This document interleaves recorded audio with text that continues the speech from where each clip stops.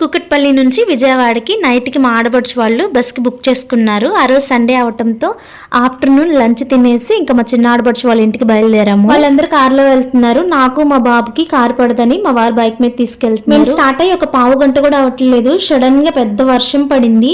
ఇంకా అందుకని మా వారు మమ్మల్ని క్యాబ్ లో ఎక్కిచ్చేసి ఆయన రెయిన్ కోట్ వేసుకుని బైక్ లో వెళ్ళిపోయారు. మహా అంటే జర్నీ ఒక 40 to 50 minutes కూడా ఉండదు. అప్పటికి నాకు మా బాబుకి 2 times వామిటింగ్స్ అయిపోయాయి. కారు ఆపక ముందే అపార్ట్మెంట్ గేట్ ముందే నేను మా వాడు దిగేసి ఇంకా నడుచుకుంటూ వెళ్తున్నాం మా చిన్న ఆడబడుచు వాళ్ళ ఇంటికి. మగ పిల్లల ముగ్గురిని మా చిన్న ఆడబడుచు దగ్గర వదిలిపెట్టి మేమందరం నార్సింగ్ షాపింగ్ కి వచ్చాము. త్వరలో మా పాప బర్త్డే ఉంది. క్లాత్ తీసుకుని లెహంగా లాగా ఏమైనా స్టిచ్ చేపిద్దామన్న ఐడియాతో నార్సింగ్ కి వచ్చాను. కలెక్షన్ చాలా బాగుంది. ఎందుకు ఏది అడిగినా కానీ ప్రైజెస్ చాలా ఎక్కువ చెప్తున్నారు.